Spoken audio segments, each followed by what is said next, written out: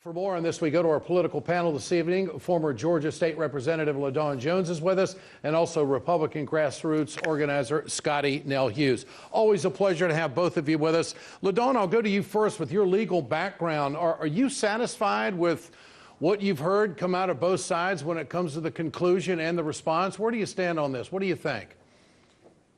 I'm absolutely not satisfied. You know, this is really a mockery of the entire committee investigative process. Let's be clear, there were two reports that came out of this committee, and solely because the Republicans are in control and have a majority, they were able to put out a report and block the Democrats from being able to put out the other side. And what the Democratic report said is that there are a bunch of holes in this Republican Intelligence Committee report. A committee is made up of members that are elected to Congress. These people can be farmers or bankers or otherwise. The investigation that counts is Mueller's investigation because he has the investigative power and the know-how behind it. And the fact that they put this out as if it was a definitive thing, as if it really revealed something, leading people who may not know otherwise to think that the entire Russia gate is over, is ridiculous and it's inappropriate. Scottie, I would assume you see it differently. Does this exonerate the president at any level?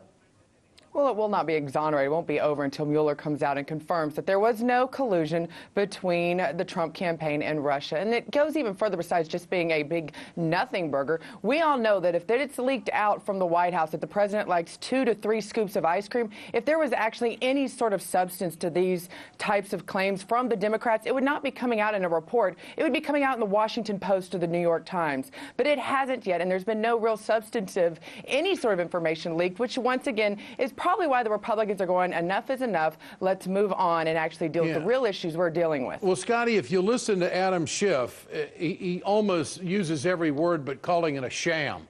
I mean, he's concerned about what documents were subpoenaed, what people were not brought back for testimony, how many of the people who did testify gave actually limited testimony and invoked executive privilege. Are you satisfied with that?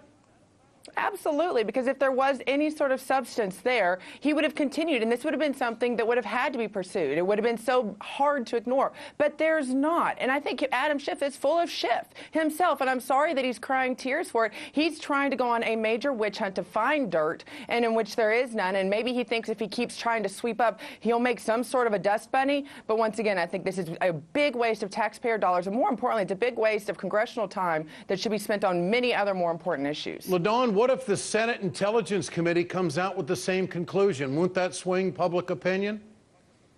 No, because it's the exact same issue that you have with Congress. It is simply the members of a committee trying to make a political statement using the committee process. What counts is the investigation by Mueller. What counts is what is actually factual that can be determined by a law enforcement entity. And they really should be concerned, because if they put out these statements that there was nothing found and something does in fact come out of the full FBI investigation, that's a problem. All right. But LaDawn, it's been 14 months, and we still don't have anything. Don't you think if there was so much of collaboration, if there was so much of collusion, we would at least have something?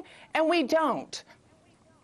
No, I don't. You know, I've prosecuted cases and I do criminal defense work, and I can tell you some investigations can take 2, 3, 4 years. That's why in every state in this country, most felonies have a statute of limitations of 4 to 6 years, because sometimes investigations take that long. All right. But you at least have a body and a weapon and a motivation. That's something that doesn't exist in any of these cases yet. LaDawn?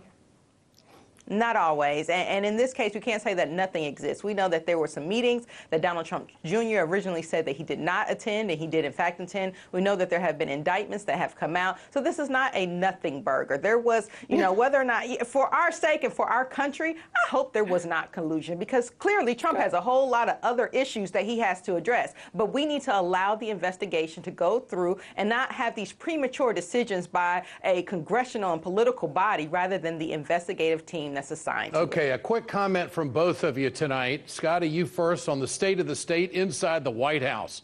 The turnover is rather enormous in the way Tillerson was handled today. Your take?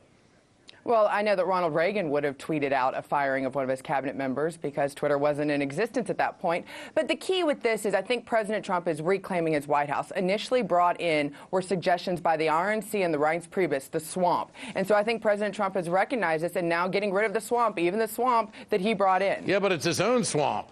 I know, it's his own swamp. He needs to drain it. LaDawn, quickly, your thoughts on it. He said in the beginning, I hire the best people. Well, apparently he doesn't, and he thinks he's still on The Apprentice. And at this point, I'm now concerned of whether or not it was really a problem with Rex Tillerson or if he's trying to distract us for some of the other bigger problems that he has going on. This is making us look like a fool around the country. How will countries be able to rely on the people we send to speak to them if they might not be there tomorrow? All right, LaDawn Jones, Scottie Nell Hughes, appreciate the conversation tonight. Thanks so much for joining us.